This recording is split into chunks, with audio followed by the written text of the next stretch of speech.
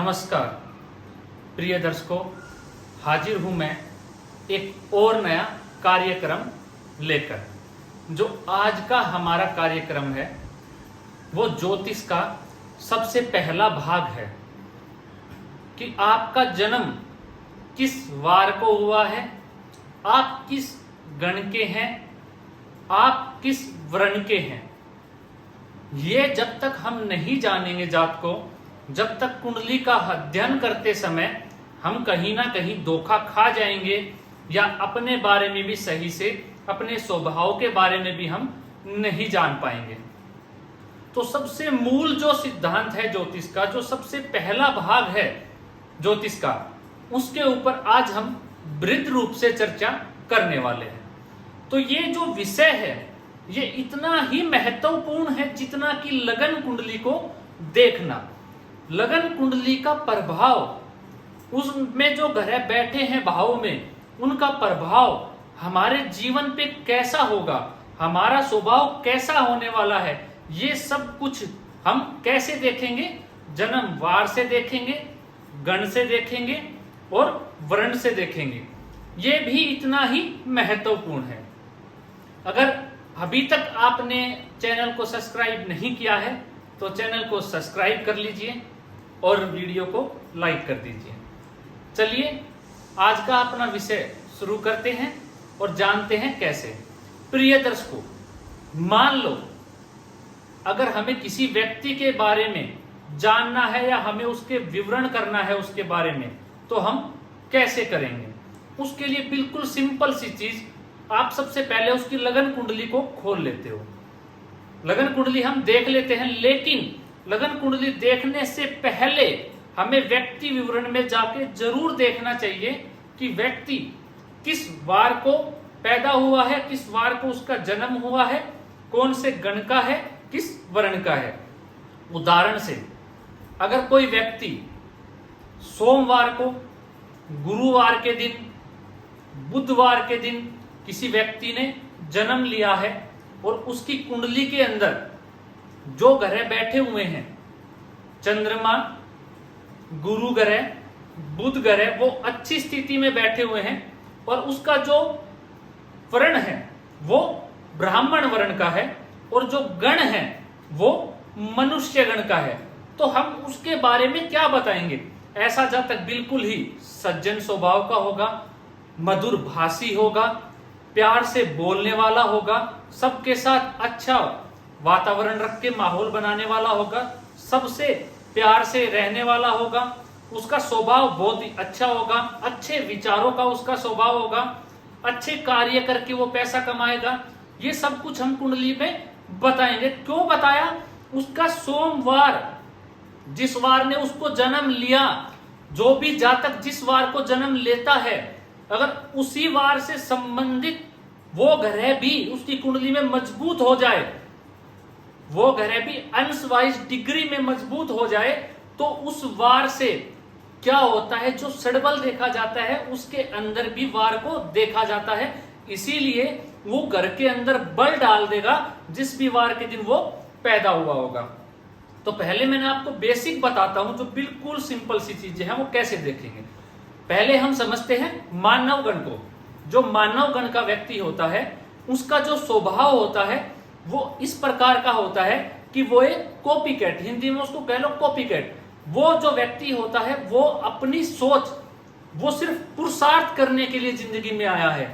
वो दूसरों को देख के सीखता है, अपना दिमाग इतना नहीं चलाता है। जो मनुष्य गण का व्यक्ति होता है वो अपना कार्य करता चला जाता है, उसको यही नहीं पता मुझे करना कितना है और मैंने कितना कर दिया और मुझे कितना प्राप्त करना है अपनी जिंदगी में, कितना नहीं करना है। वो सिर्फ दूसरों को देख के उनकी जैसा ही बनने की कोशिश करता है। अब ऐसे ही जो देवगण के व्यक्ति होते हैं वो हमेशा कुछ ना कुछ रिसर्च टाइप में करते हुए पाए जाते हैं। वो अपना स्वभाव बनाते हैं, ना कि किसी दूसरे को देख के चलते हैं। और ऐसा जो व्यक्ति होता है वो सज्जन परिवर्ती का होता है, बिल्कुल अच्छे माध्यम से कार्य करने वाला होता है, उसका मन बिल्कुल भटकता नहीं है। और ऐसा जो व्यक्ति है वो अच्छे मार्ग से भी धन अर्जित करता है अपने जीवन के अंदर। लेकिन जो राक्षस गण का व्यक्ति होता है उसका दिमाग खुरापाती दिमाग होता है। ऐसे जातक की कुंडली के अंदर अगर पाप ग्रह भी स्ट्रॉन्ग हो जाए, राक्षस गण हो, तो ऐसा जो जातक है वो झगड़ालू प्रवृत्ति का पाया जाता है। वो जो होता है राक्षस गण का जो व्यक्ति होता है वो तिगड़म बाजी कहते हैं ना, तिगड़म दिमाग लगाना, चतुराई ज्यादा लगाना, और चतुराई लगा के फंस भी जाता है। तो जो राक्षस गण के व्यक्ति होते हैं उनके अंदर एक क्रोध अलग से ही देखा जाता है। वो तिगड़म बाजी में ही अपनी जिंदगी व्यर्थ करते हैं, उन्हीं में ही लगे रहते हैं। और कहीं ना कहीं ये मैं आपको उदाहरण से समझाऊंगा इनका प्रभाव कैसे होता है, लेकिन उससे पहले आप गण समझ लीजिए। अब जो वर्ण होते हैं वो 4 वर्ण होते हैं। पहला ब्राह्मण वर्ण, दूसरा क्षेत्रीय वर्ण, तीसरा वैश्य और चौथा शूद्र वर्ण। 4 ही वर्ण हैं। ऐसे ही जो वार है वो 7 है, वो आप सभी को पता। अब इनका महत्व क्या है? इनका महत्व उतना ही महत्वपूर्ण है जितना कि हम अपनी कुंडली में अध्ययन करते समय ग्रहों का देखते हैं। अब मानते हैं किसी का जन्म रात्रि को हो गया। जब किसी का जन्म रात को हो जाए और सोमवार के दिन हो, या किसी भी मान लो कोई भी वार हो, लेकिन रात्रि को जन्म हो जाए, तो ऐसे व्यक्ति का जो चंद्र बल है उसमें मजबूती आ जाती है। लेकिन उसके लिए यह देखना होगा कि चंद्रमा जो है वो कृष्ण पक्ष का है या शुक्ल पक्ष का है। ऐसे ही अगर किसी व्यक्ति का जन्म कुंडली में दिन का हो, दोपहर का हो, तो उसका जो सूर्य है उसमें मजबूती आ जाएगी। उसकी कुंडली में सूर्य जो है वो बली हो जाएगा। अगर वार भी रविवार हो जाए, मतलब कि रविवार संडे हो जाए, तो उसकी जो कुंडली है वो और ज्यादा मजबूत हो जाएगी। और दोपहर का उसका जन्म हो तो सूर्य देव उसकी कुंडली के अंदर बहुत बलशाली मात्रा में हो जाएंगे। मैं आपको ये सारी चीजें बताऊंगा। ऐसे ही हर एक ग्रह, जो भी ग्रह है उसके अंदर बल आ जाता है। कौन कौन से ग्रहों के अंदर बल आ जाता है? चंद्रमा में रात्रि में, सूर्य के अंदर दिन में, गुरु भी दिन के अंदर बली होते हैं। ठीक है। ऐसे ही जो ग्रह हैं, जो बुध ग्रह है वो रात्रि में भी और दिन में दोनों में बली होता है। जो मंगल ग्रह है वो रात्रि में, और जो शुक्र ग्रह है वो दिन में। तो ऐसे ही जब कोई ग्रह चलेंगे उनको हमें देख लेना किस वार को कब हमारा जन्म है। तो अब हमें क्या देखना, उसके स्वभाव को हम कैसे जानेंगे? उदाहरण से समझते हैं। किसी भी व्यक्ति का जन्म कुंडली के अंदर, मान लेते हैं कुंभ लगन की कुंडली है, सिंह लगन की कुंडली है, मेष लगन की कुंडली है, वृश्चिक लगन की कुंडली है, इसके अंदर जो लग्नेश बनता है वो पाप ग्रह बनते हैं। तो पाप ग्रह किसी की कुंडली में बहुत ज्यादा बल के साथ बैठे हुए हैं, हमें उसका स्वभाव देखना है, उसमें कितनी, उनके घरों में कितना बल है। ऐसा जातक अच्छे कार्य से पैसा कमाएगा या गलत कार्य से कमाएगा। काफी बार काफी ज्योतिषी या कुछ भी मान लो आप, जिन्होंने पूरे से अच्छे से देखा नहीं, हम विवरण कर देते हैं उसकी कुंडली का, तो कई बार गलत हो जाता है। उसके लिए ये देखना, व्यक्ति विवरण देखना बहुत ही जरूरी है। तो हमने देखा किसी कुंडली में पाप ग्रह मजबूत अवस्था में है, ऐसा जो व्यक्ति है वो क्षेत्रीय वर्ण का है, उसका जो वर्ण है वो क्षेत्रीय है, उसका जो गण है वो राक्षस गण है, उसका जो जन्म हुआ है शनिवार को हुआ है, और उसकी कुंडली में शनि ग्रह, सूर्य और मंगल ग्रह बलवान होके बैठे हुए हैं, बलशाली होके बैठे हुए हैं। तो ऐसा जातक कैसा होगा? ऐसा जातक निश्चित ही क्रोधी होगा, उग्र स्वभाव का होगा, जल्दबाज होगा, किसी की सुनने वाला नहीं होगा, अपनी ही चलाने वाला होगा। अगर उसका कोई कहना नहीं मानेगा तो उसको वो छोड़ेगा नहीं, अपना कार्य बनवा के रहेगा कि उसके लिए उसे दंड दाम भेद कुछ करना पड़े, वो अपना कार्य करवा के ही रहेगा। अब मान लो, उदाहरण से ही समझो, यही सारी चीजें किसी की कुंडली में सूर्य मंगल शनि ऐसे ही बलशाली हो, पाप ग्रह मजबूत हो लगन कुंडली के अंदर, लेकिन वार सोमवार का जन्म हो, गुरुवार का जन्म हो या शुक्रवार का जन्म हो, इन ग्रहों में कोई भी दिन में से किसी भी दिन जन्म हो, ऐसा जातक ब्राह्मण वर्ण का हो, ऐसा जातक ब्राह्मण वर्ण का हो, मनुष्य गण का हो या देव गण का हो, तो उसके स्वभाव में कितना अंतर आ जाएगा।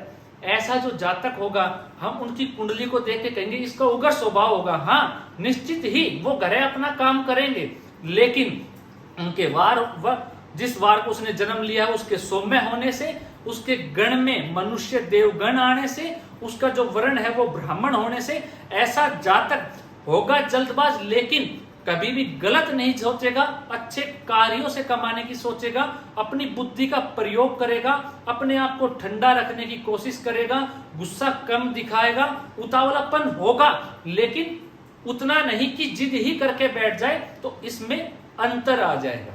ऐसे ही आप प्रिय दर्शकों अपनी कुंडली उठाइए जात को, और आप अपनी जिस भी जातक की कुंडली में ऐसा सिम्टम आपको दिखता है कि ऐसे ग्रह चाल बैठे हुए हैं और आप उसका वार भी देख लेते हो और वो किस वर्ण का है, तो आपको आसानी होगी ये जानने में कि वो जातक किस परिवर्ती का होगा, उसका स्वभाव कैसा होगा। तो ये बेहद ही महत्वपूर्ण जो चर्चा थी आज मैं आप सबके सामने लेकर हाजिर हुआ हूं। तो यही बात मुझे समझानी। तो जो कोई भी अगर ऐसे ही उदाहरण से ले लो, शूद्र वर्ण का है, राक्षस गण है या मनुष्य गण, मैंने आपको स्वभाव तो सबके पता ही दिए कौन सा स्वभाव कैसा होता है। ऐसे ही कुंडली का जब भी हमें ग्रहों का बल देखना होगा, हमें व्यक्ति के स्वभाव को देखना होगा, तो हमें उनकी ये चीजें शामिल करनी होगी। उसके बाद हम एक बहुत ही सटीक जानकारी उसके बारे में ले पाएंगे और उनको बता भी पाएंगे। तो मैं आशा करता हूं आज का ये कार्यक्रम आपको पसंद आया होगा। अगर पसंद आया है तो वीडियो को लाइक कर दीजिए और चैनल को सब्सक्राइब कर लीजिए। मैं फिर मिलूंगा आपसे किसी अगली वीडियो के अंदर कोई नया विषय लेके, कोई महत्वपूर्ण जानकारी लेके जो आपके सबके हित में काम आ सके। आज के लिए मुझे इजाजत दीजिए। नमस्कार।